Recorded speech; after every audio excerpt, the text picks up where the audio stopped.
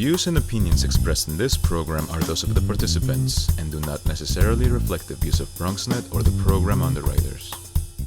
Hola everyone, welcome to Open BxRx Remote, brought to you from my living workspace, Cherry Executive Suite. I'm Rhina Valentin, your host of Café con Leche every Friday. Here's what's coming up in today's show. Leading things off, we'll shed some light on sudden cardiac arrest awareness as we learn about the Dominic A Memorial Foundation. After that, we'll speak to Union Community Health Center's Director of Behavioral Health and Bronx native Mildred Casiano about becoming the recipient of New York State Senator Gustavo Rivera's Honorary Woman of Distinction Award. Then we'll be joined by AnnaRose Fit and Healthy founder AnnaRose Mongiello-Ciminera to discuss her healthy lunches to go products that include tasty flavors for all to enjoy. Later on in the show, Bobby C brings us an up-to-date with the latest headlines in the world of sports. And lastly, this week's Open Artist Spotlight features violinist and composer Majid Khaliq, who talks about his career as a musician, followed by a performance at the end of the show. So sit back y prepárate. All this and more is headed your way, because now we are officially open.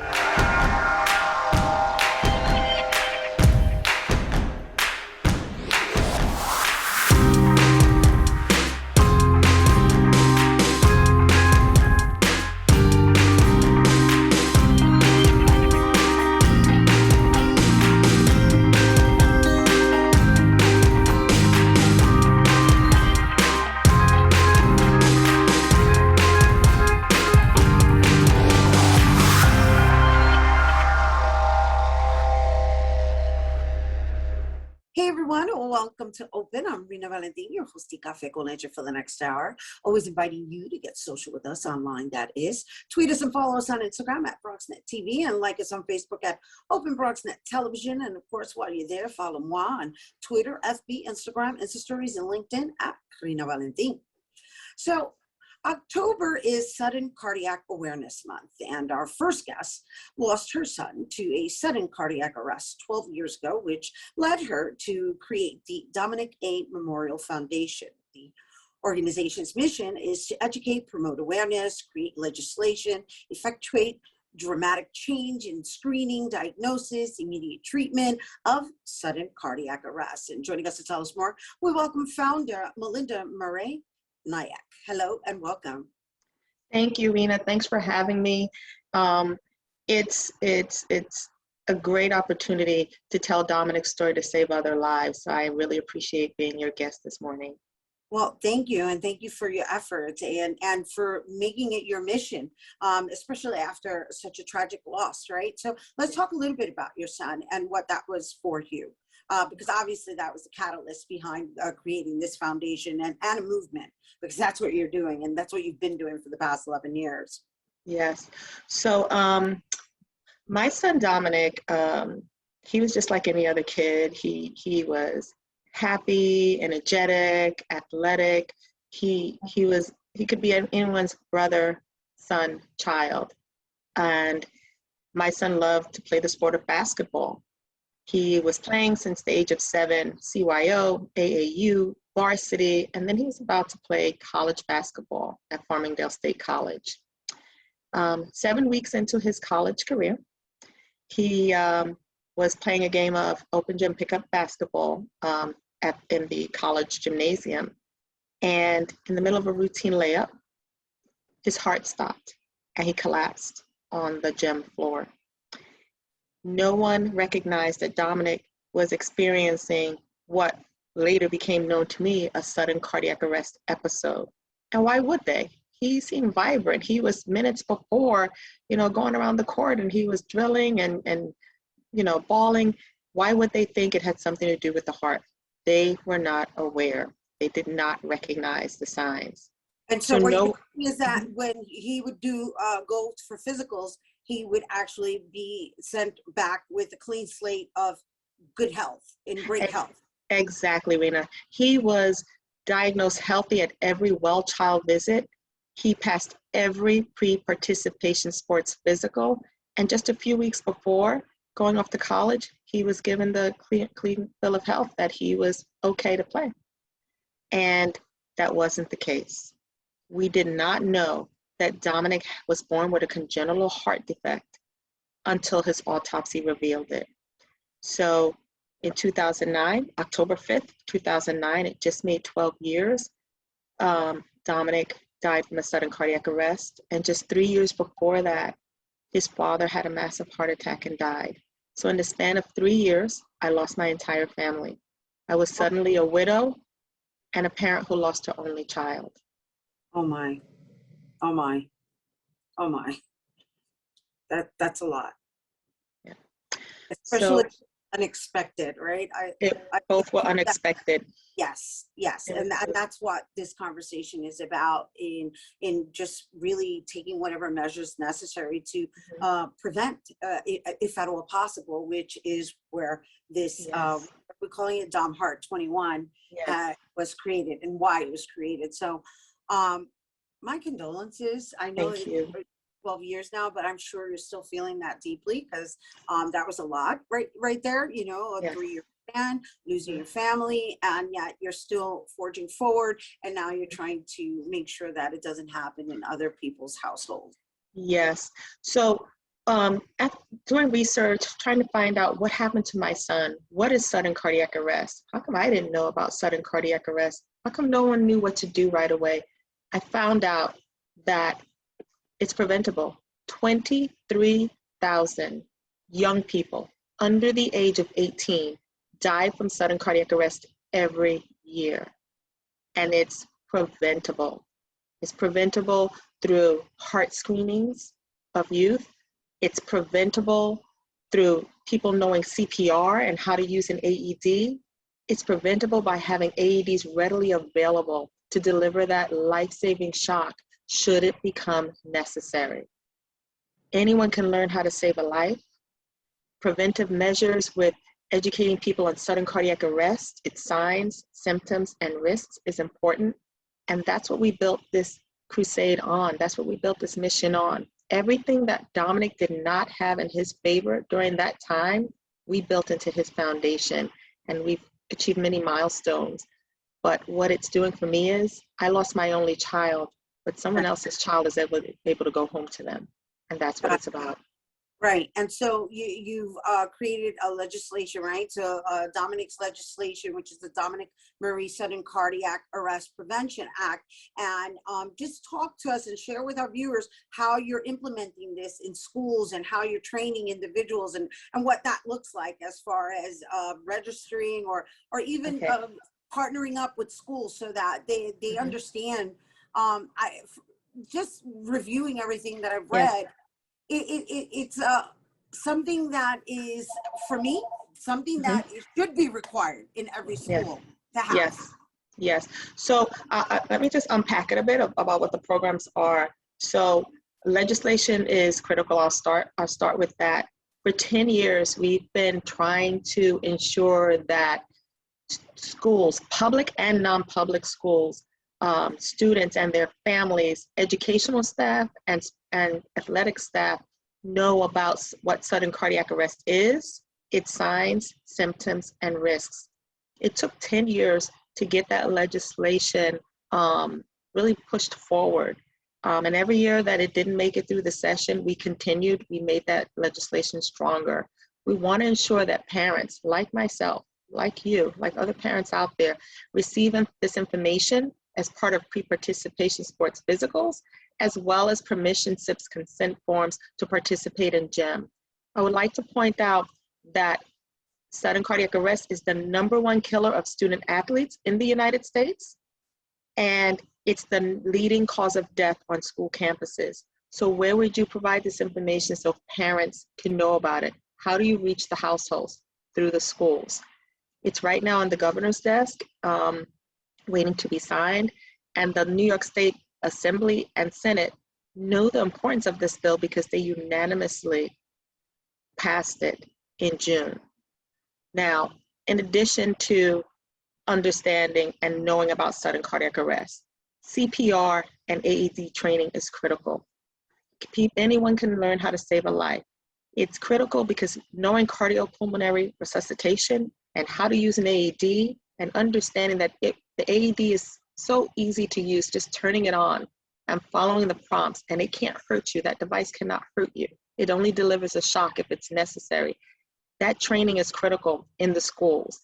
A couple of years back, I helped lobby for the CPR in schools bill. It passed actually 6 years ago.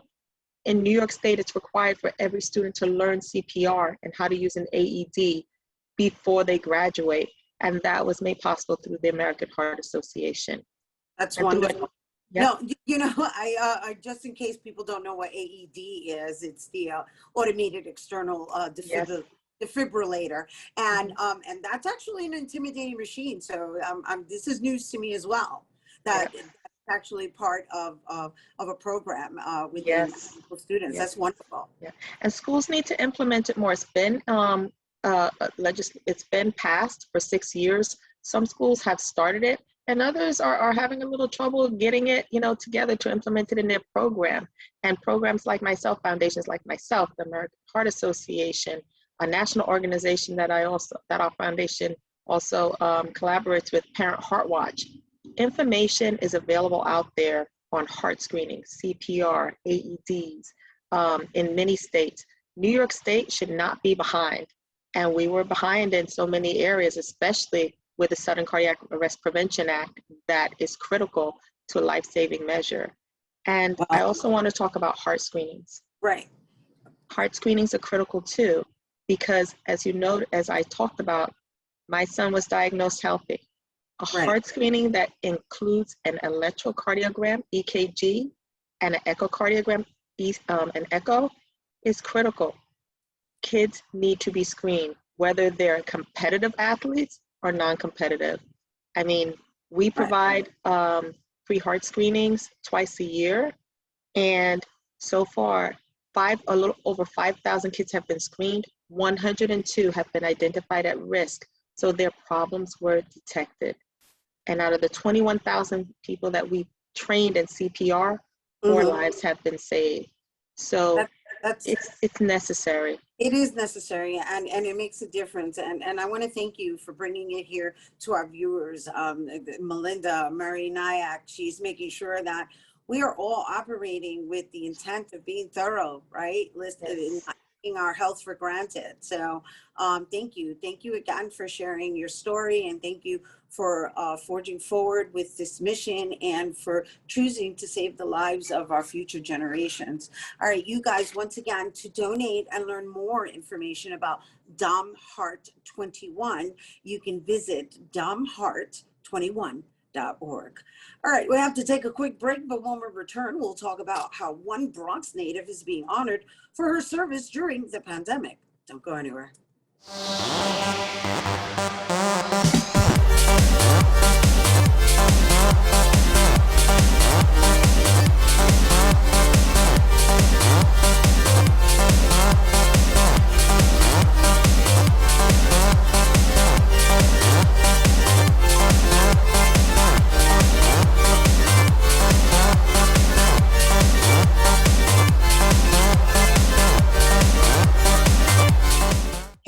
Welcome back. Our second guest is a Bronx native who has dedicated over 30 years to the care of mental health within her community. And throughout the pandemic, she's worked diligently to ensure that the neediest patients receive access to food and more through multiple resources. And she even rolled out a telemedicine platform for behavioral health patients to receive the community of care they were accustomed to pre-pandemic. And now she's being honored with New York Senator Gustavo Rivera's Woman of Distinction Award, and she's here to tell us more. Please welcome Union Community Health Center's Director of Behavioral Health, Mildred Casiano. Hello and welcome. Hi, Rina. Thank you so much for that introduction. Congratulations. Thank you. Yes, it's such an honor. I'm just like speechless. Okay, so here we are in 2021, but we're going to rewind a little bit, right? And we're going to go back to the height of the pandemic and the fact that, you know, you're in the business of wellness and healthcare. But let's just share with our audience what that was like for you, making sure that it was accessible to those who might needed it more and needed, I guess, the sense of comfort, because you're being honored for going above and beyond what you normally do occupationally. Mm-hmm. So what compelled you to even take those actions? Well, I've been serving Union Community Health Center now for 7 years, and our patients are really phenomenal with us. And during the pandemic, in the height of the pandemic, they really supported us. They, every time we spoke to them, they blessed us, they asked us how we were doing. And I knew that we were working in unknown territories. Not one of us knew what exactly we were doing, but the main goal was I needed to make sure that our patient continue receiving the services that we provided. And the idea of first initially doing it through telephonic, we call all the patients at first, and we did that for some time. Then we had the opportunity to have this new platform of telemedicine that, even though it has been in existence for a very long time, but it was new to our community and to our patients. So I just initially said, okay, team, we have to figure this out. We have to figure out how this new system works, because we really didn't have an idea. So we just started to train one another and educate one another. And then what we did was we quickly moved on that, and we started to teach our patients how to even download an app, or the simple things that we take for granted, email address. Many of our patients don't have email addresses or even Wi-Fi. So that was many of the barriers that we were confronted with. And it took a very long time to bring these patients to speed. I mean, we easily could have spent 3 hours with one patient just with a setup, or several times we found ourselves saying, okay, come to us the next day once some patients were able to come in person. But the biggest challenge was trying to set them up through the telephone and walking them through the entire process. Right, especially when they're elders, right? Because they weren't raised in this, you know, this device era of being able to even understand emails. Exactly, exactly. So we were faced with that, but I was determined we have to somehow, through this pandemic, something that we've never experienced, and it was unknown waters and territory. I said, okay, we just have to figure this out with my team, which is the greatest team to have. When you have a great group of dedicated individuals, then everything else is workable. Right. And so holding and carrying this title of Director of Behavioral Health, right? Can you just define what that actually means to you, right? I mean, there's the role of being the Director of Behavioral Health, and then there's the role of being the Director of Behavioral Health, right? Because you just demonstrated, just in what you were sharing, how important behavioral health is. Yes, yes. So my role, to me, is to assure that, first of all, my staff was okay. That was my priority, because I needed to assure that every day, whether they came in person or whether they worked remotely, that emotionally we was experiencing this together, and I would provide them with support and vice versa. So we became our own support system. So I needed to make sure that my troop was okay in order to conquer what we was facing of this unknown. And as a director, it's also taking care of your own mental health and wellness. I think oftentimes we are seen and perceived as, well, you are a therapist, you are a psychiatrist, you should be fine, you know. And that's the perception that is given to us. And we all human beings, we do feel, we have emotions, and we were put at the forefront of this. We were first line responders as well. Front line, yes. Right. And I think oftentimes because it's mental health is overlooked. Right. And we're actually in the trenches of the mental health component of this virus that, you know, has taken us by storm, right? Because right now, that to me is the silent enemy, right? So there is the silent enemy that we were all trying to avoid, but now the repercussions of that silent enemy has to do with mental health. And so now that you already kind of brought us into fast forward 2021, after dealing with the trenches of having to like bring everybody up to speed with being somewhat versed electronically through the devices, now being able to offer these telemedicine sessions. So how has that helped in moving everything forward medicinally? So I think that now, as I always says, this is the second pandemic. The second pandemic is mental illness, because we are going to experience the secondary effects, the repercussions of this for the next 15, 20 years. So I think now with the access to telemedicine, and because behavior health has mastered this and we're able to deliver those services much easier, this is going to be the new norm of delivering services.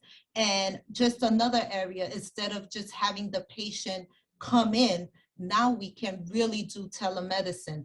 There are still some patients that struggle with the app, are still struggling with getting into the system. Those types of patients, we have them now. We're fortunate that they can come in and we can sit down with them and teach them. So this is an ongoing process. The teaching doesn't stop just because the pandemic has gotten better. Right. We have to continue this because this is the new norm of delivery of services in healthcare across the board. Got it. And so the app that we're referring to is the Union Community Health Center app? Yes. Yes, Yes. I just want to be clear. And so before we go, I have to share, you know, I mean, we opened up by acknowledging your award. And I am, you know, Senator Gustavo Rivera is the chairman of Committee on Health. That's a really big deal that you're being awarded as a woman of distinction. So how are you feeling about that? I am very honored. I'm excited. I like to work behind the scenes. So this is certainly a big deal for me and for my family and my coworkers and tremendously my staff. Well, we're happy to share it with our viewers, and we acknowledge you for not only being in the front lines, for continuing to be in the front line, and also for leading the front line into acknowledging how important that mental wellness is at the forefront. So thank you for bringing it to our audience. Mildred Casiano, Director of Behavioral Health at Union Community Health Center. Once again, if you guys are interested in any appointments, they have an app that you can upload through their website. And also Mildred's being honored. So if you want to see her, Mildred formally honored by Senator Rivera's Women of Distinction Award 2021. You can tune into Union Community Health Center's Facebook page at 3:15 on Friday. All right, we have to take a quick break, but when we return, we're going to learn about how one entrepreneur created healthier food to eat on the go. So don't go anywhere.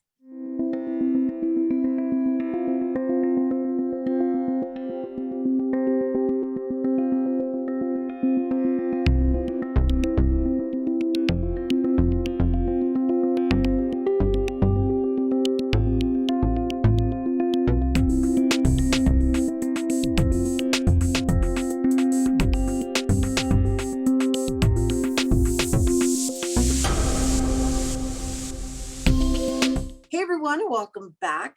So sticking to a healthy diet while also juggling work and a full family can be very difficult. I mean, trust me, I know, as a single parent.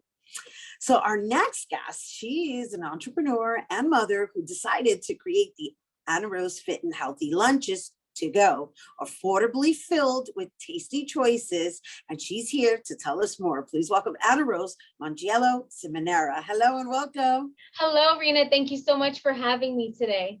Oh gosh, I am so looking forward to learning more about this amazing adventure that you've chosen to embark on. But let's just give everybody a little bit of a history, because it's fascinating that you're into fit and healthy and your origins are from formaggio cheese. From Italy, right? Yes. So yes, my name is AnnaRose, and what do I have to say about myself? Food is the blood that runs through my veins. So my family business is Formaggio Italian cheese. We've been in business for 30 years and I'm 28 years old. So imagine I've been involved for like a really long time now. And my father, Anthony Mangello, the Big Cheese, is a product innovator. So he's my mentor. He is the person that has taught me all about business, all about product, creating products. And because of that and learning throughout all the years, I became pregnant with my firstborn. I have 2 kids, and I was driving up until I was 36 weeks pregnant with a huge belly, coming to work, still working out in the gym, eating healthy. And that's what inspired me to create this line, because I was in those shoes. And, as a mom, you tend to forget about yourself so much. We always put ourselves last. I know everybody can relate. And when it came to food, I no longer wanted to compromise. I didn't want to, stop at the Wendy's or the McDonald's or refer to, something quick and easy that was in my fridge that wasn't really the healthiest. So Right. That's what inspired me to create AnnaRose Fit and Healthy. It's a healthy alternative. They're fulfilling, they're nutritious, and most of all, delicious. Yeah, no, I was scrolling through your website, and the reason I mentioned that it's affordable is I like the prices and I like the options, right? Because Absolutely. a lot of it is geared more towards salads. Like salad can become, bland when it's always the same thing. And I like your variety, right? Yes. And I find it interesting that you don't include cheese. So I do have cheese in some of them. They look a little hidden, but they're not like the main thing. It's not fresh mozzarella. They're different cheeses. So basically exactly what you said. I got so tired of eating boring old salads. They're bland. I'm Italian. I have a very bold palate. So due to that, we came out with 4 different, very delicious flavors. I have 2 here to show you. And so what I have here is, this is more like an antipasto. So it's a compartment that looks like this, and this is the antipasto, and it's with mushroom and artichokes. This is my mushroom and artichoke salad. It has provolone cheese, it has bell peppers, it has celery. It's delicious. Paired on the side with its own gluten-free pretzels. Okay. I didn't see that one on the website. That's why now I'm taking it back. I'm like, oh, okay, there's cheese there. Yeah, no, they're all, these are all on the website. But again, the cheese is hidden. Everything else really stands out. This is more of a Mediterranean feel. This is my couscous salad. So it's couscous, Kalamata olives, a little feta cheese, again, a crunch of celery, a little bit of red onion, because again, I love that bold flavor. Paired with the gluten-free pretzel on the side. They are all low-calorie, portion control. Now, I don't have the other 2 with me, but I have the photo here. Can't forget them. I have an edamame salad. The edamame is with red pepper drops. It's with cilantro. It's with a little fresh lime juice. It's just all so delicious. And then I have my quinoa with sun-dried tomatoes and kale. I have to tell you, I created these with my heart and my palate. And I would never sell anything that I don't believe in.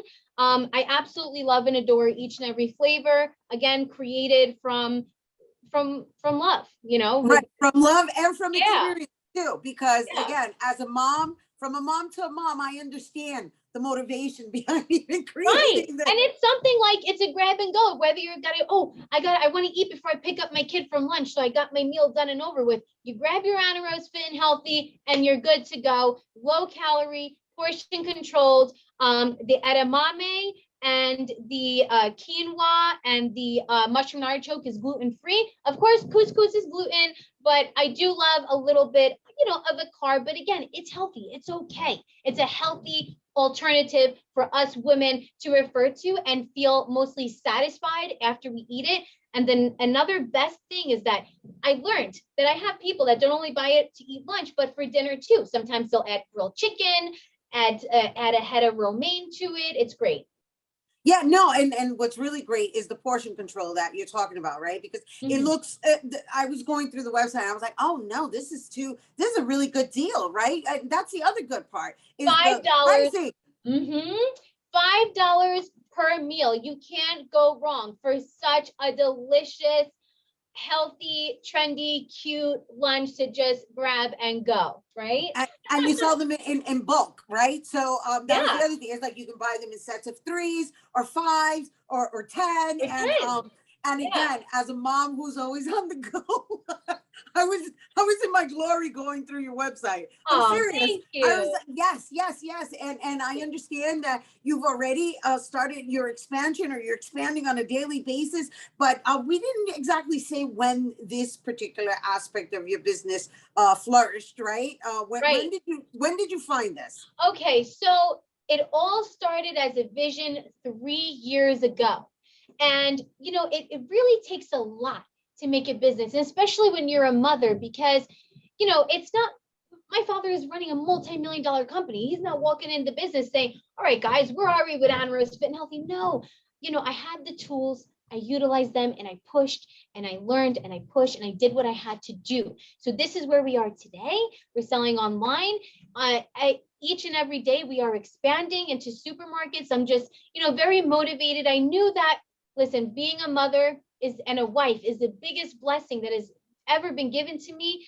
But I knew that I wanted to do just a little bit more in life as well. I wanted to inspire with the opportunity that I had at hand. Yeah, and I do want to apologize for not making note of the cheese because I don't want the big cheese Daddy Dukes over there. No. Like, of course there's cheese in there.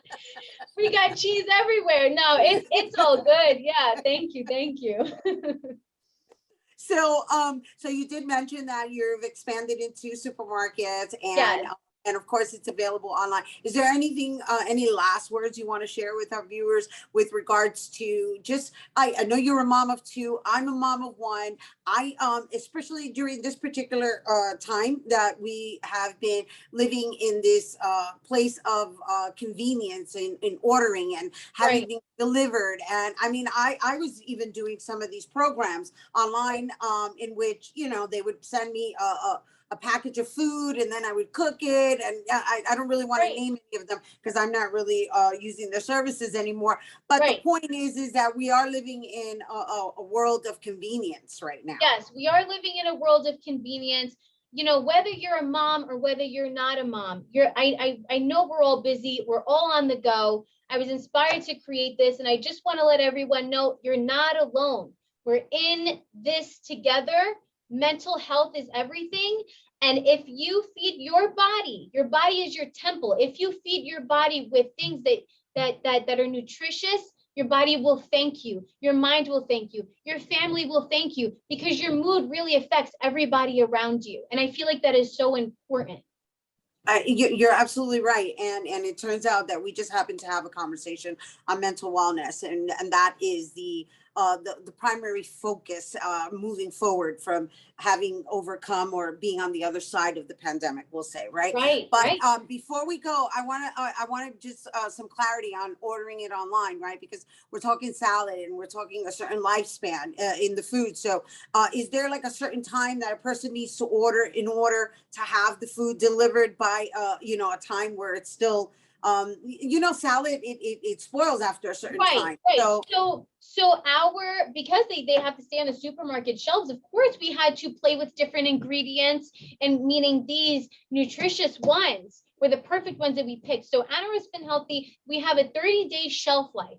So when you order, it's not that we have it sitting and you order and we just ship it. No, everything is fresh, made to order.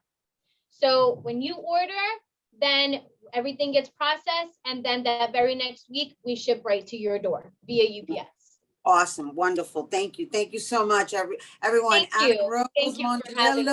Mongiello-Ciminera, Miss Yes. AnnaRose Fit and Healthy Lunches to Go, available now at King Collins supermarkets. Yes. And And of course, more. and of Stay course, tuned. and Yes, more, and she be said. sure to subscribe to our website because we have many, many more supermarket updates coming to you. There you go. I was just about to suggest that. Right now, you can order it from anywhere in the world online by going to AnnaRoseFitandHealthy.com. Don't go anywhere. Bobby C's coming up next.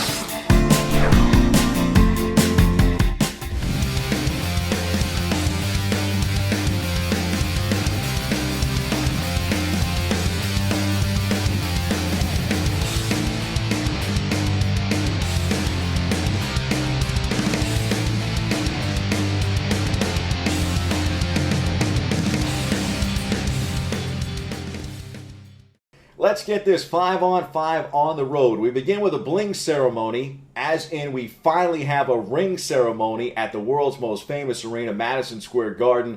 But it is Derrick Rose and not the Knicks who provided the bling this week at the same NBA arena where he was drafted first overall by the Chicago Bulls in 2008 and has seen his career rejuvenated since he was traded to the Orange and Blue last February, a second stint with the Knicks. The point guard and former league MVP proposed to his longtime girlfriend. 5 stars here for Derrick Rose.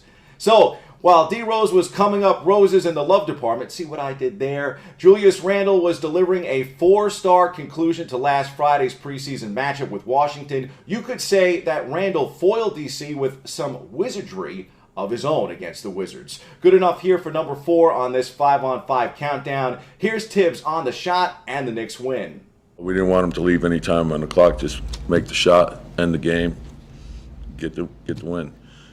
And, it was a huge shot. It was a great game for us because we had to navigate through a lot of things. And just finding a way to win in the end is the most important thing. And Washington, I thought, played really well. And then finally, we caught a little rhythm in the fourth. It was good. And that's the way the season goes. There's a lot of different things that happen.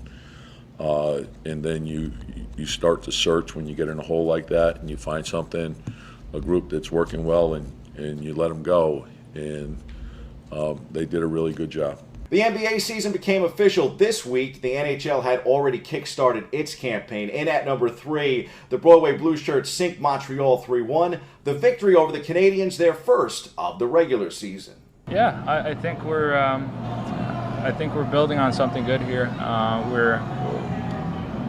I feel like we've been playing very similar throughout the 3 games. I think tonight we play more consistent the way we want to play, and obviously that gave us the win, and we're just going to keep doing that. While our NBA and NHL teams are off to the races, our 2 MLS locals squared off in a soccer showdown. The result, the Red Bulls topple NYCFC 1-0. Sadly for New York City FC, that's their 4th straight match without a goal. We go back inside the locker room for more on that story. The last matches we have created not enough goal chances. That's for sure. Today we have 3 goal chances, so we take the goal chance with when we hit the bar with Malte, and that's not a big goal chance, but it's a fantastic hit. So and today is 3-3, 4-3 in goal chances to them, and we don't score, and they score 1 goal. So it's about we need to create more, and that's about relations. It's about how we build up the play that we have been really good at earlier this season. But right now, it's been a lot of inconsistency, and then I feel we have lost a little bit confidence in the last third of the pitch. So we have to get that back again. We have to go, as I said, the consistency is important. At the same time, we also have to take our chances better when we get them. And in at number 1, American football and a lack of scoring from the New York Football Giants. A lack of scoring and certainly a disappointing effort by the defense against the LA Rams as Big Blue drops to 1-5 on the year. The G-men open with a field goal and then give up 38 straight points in the loss. How does that even happen? I challenge the guys at halftime. I want to see who's going to finish the game. I want to see what kind of fight some of these guys had.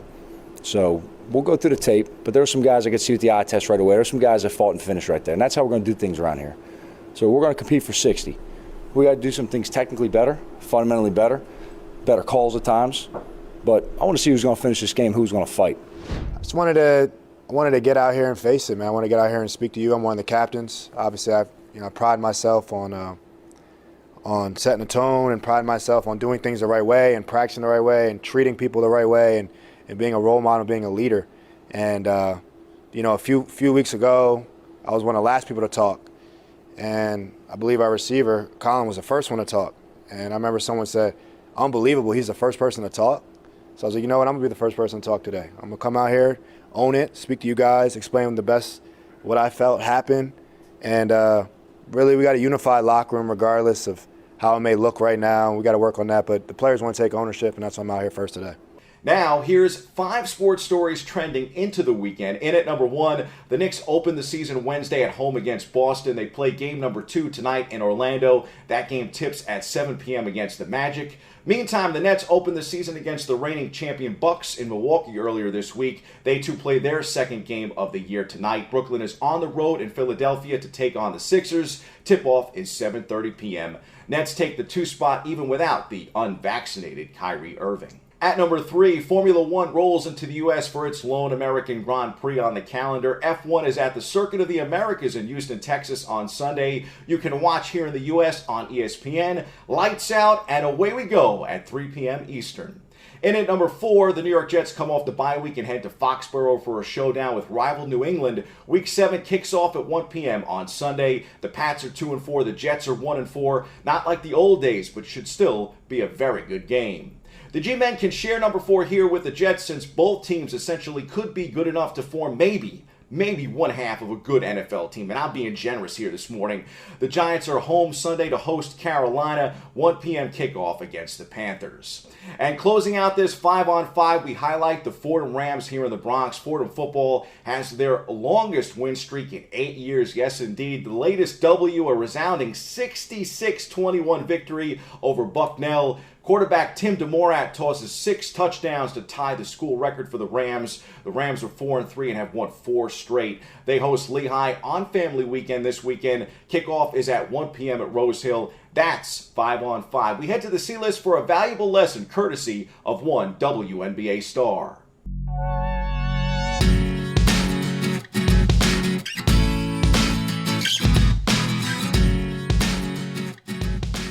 There's just no accounting for experience. Our previous lessons in life prepare us for the next challenges that are upcoming. Candace Parker proved that coming into this WNBA season. She decided to leave LA after 13 seasons and took on the pressure of going home to the Windy City and proving herself with another team in Chicago. Candace Parker knew all too well what was at stake, both with that move and what was happening in Game 4 of the WNBA Finals. It had happened to her twice before, with chances to win a title on her home court, no less. But she was 0-2 in those games. Now here she was again, this time with the Chicago Sky, another Game 4, another championship on the line. But the Sky trailed by 9 entering the fourth quarter. It certainly didn't look good.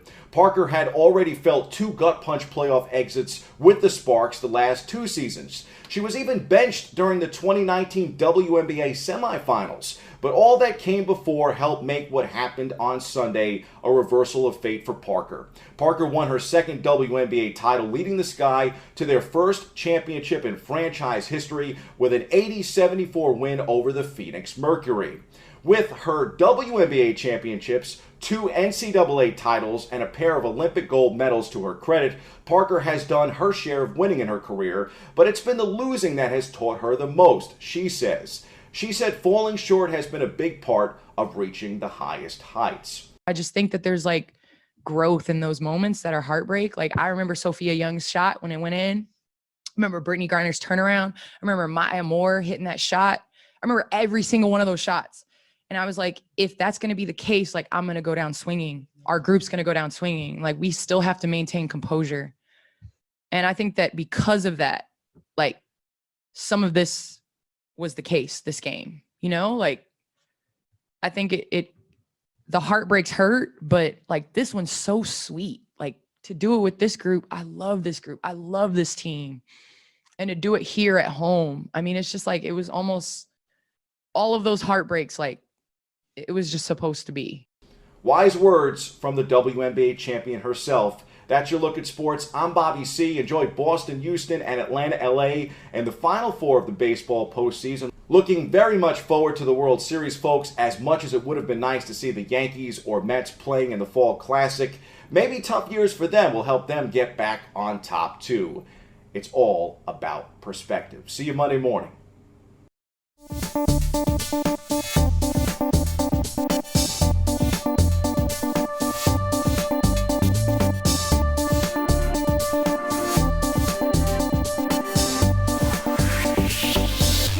Welcome back. Our last guest is a violinist, composer, and alumni of the Juilliard School. He's performed with musical artists such as Wynton Marsalis, Mr. Cheeks, Antonio Hart, Craig G, John Blake Jr., and that's just to name a few. His music is an eclectic blend of styles and influences, which pull from European classical, jazz, hip hop, and he's a recent 2021 Brio Award winner, and today he joins us to talk about his upcoming projects and his highly anticipated third studio album release, No Looking Back. Please welcome Majid Khaliq. Hello and welcome. How you doing, Rhina? Thank you for having me with you. Oh gosh, like just by the mere introduction of your name, I kind of hear like the jazz sounds like accompanying me, which is what you were hearing coming out of my mouth. Nice.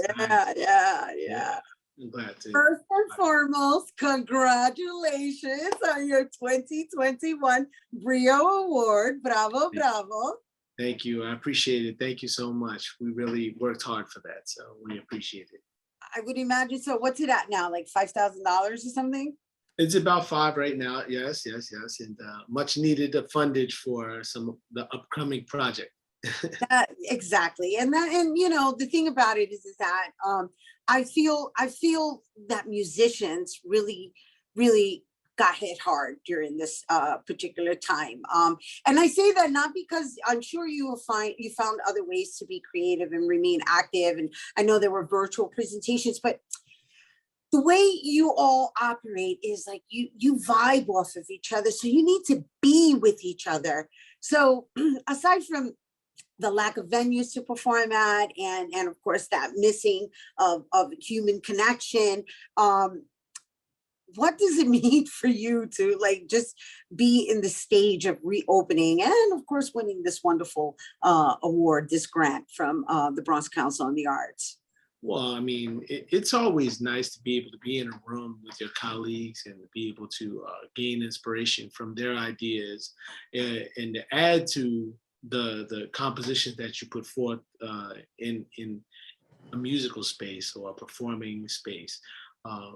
But as far as the Council on the Arts, this came right on time.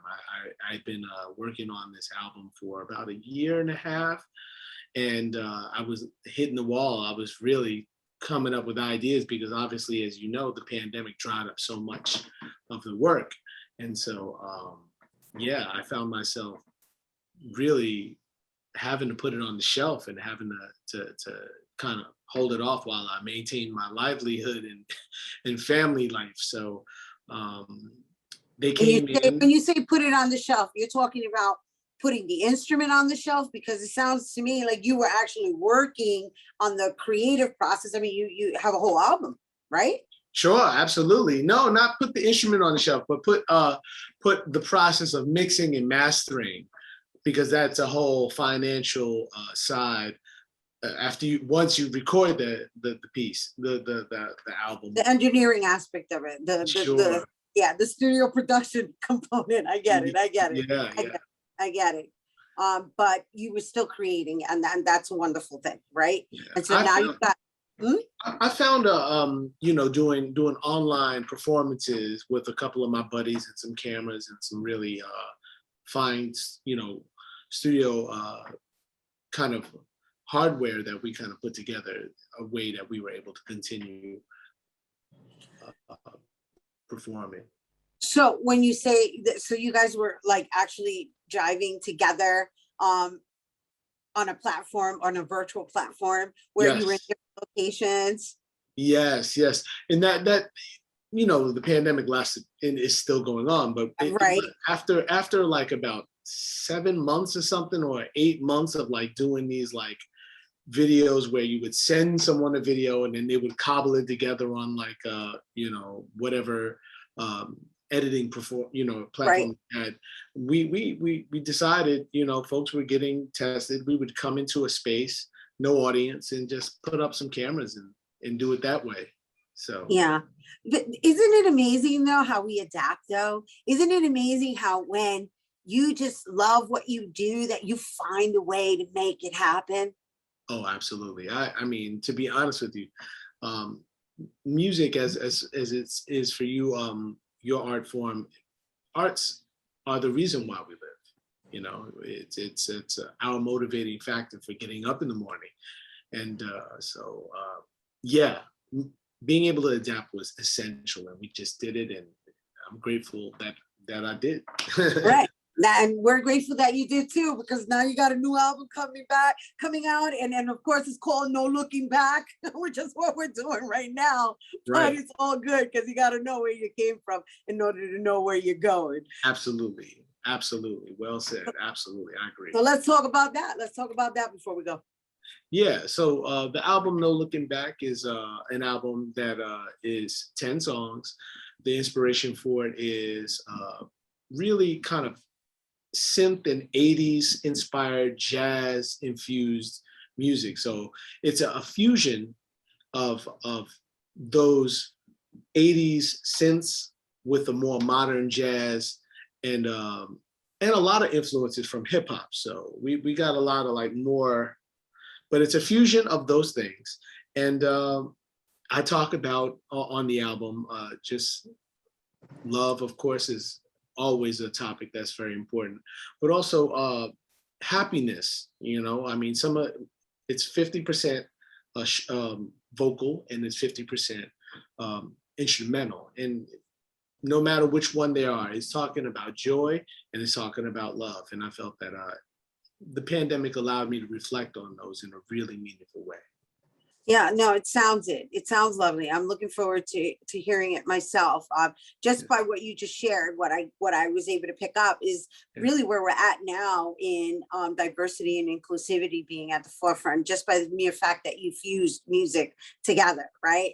For me, you said 80s and I went bling, because I feel like that was a genre that really lived on its own and continues to live on its own and has its own classic, timeline that nobody's been able to duplicate and or replicate.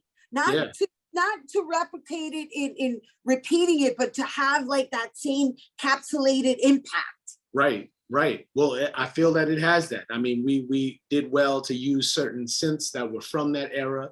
One of the synths is called the Prophet 5, and it's one of those vintage synths. And I had some great help and some great work on the synths, a gentleman by the name of Andrew. Andrew, he goes by Andrew David now. He has a longer name, but he goes by Andrew David. He's from the West Coast. He's really amazing. And he's really a wizard in coming up with these kind of, I don't know, stranger things kind of influence 80s synths. Got it. Right. Because God knows we were all watching that. Yeah, we were.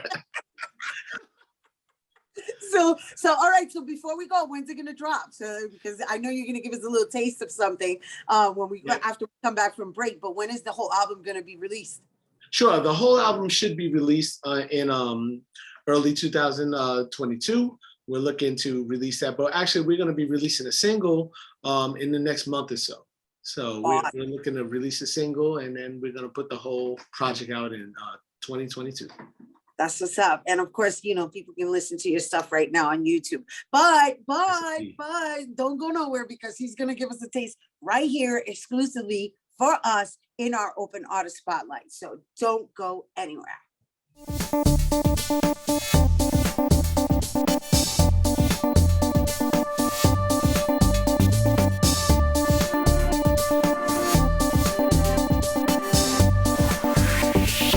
Hey everyone, welcome back. Here now to perform Bundao, please welcome Majid Khaliq.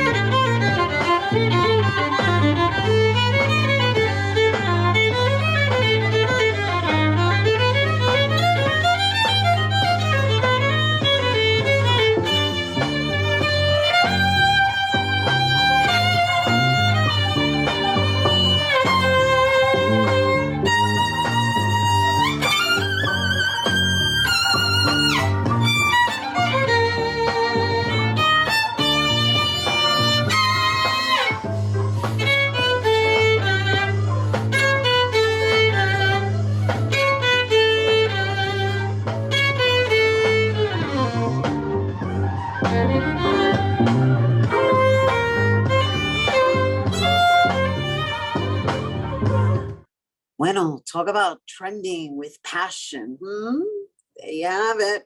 For more on Majid Khaliq, check him out on YouTube at Majid Violin and on IG at God Violin.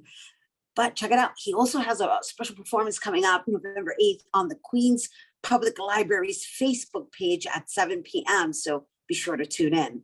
That is our show today, mi gente. Thanks to all our guests for coming through, and to you, our viewers, for tuning in. If you missed any part of the show, you can check out the recablecast tonight, 24 hours a day at BronxNet.tv. I'm Rhina Valentin, and from all of us here at Open, may the universe provide paz, prosperity, y amor. Adios.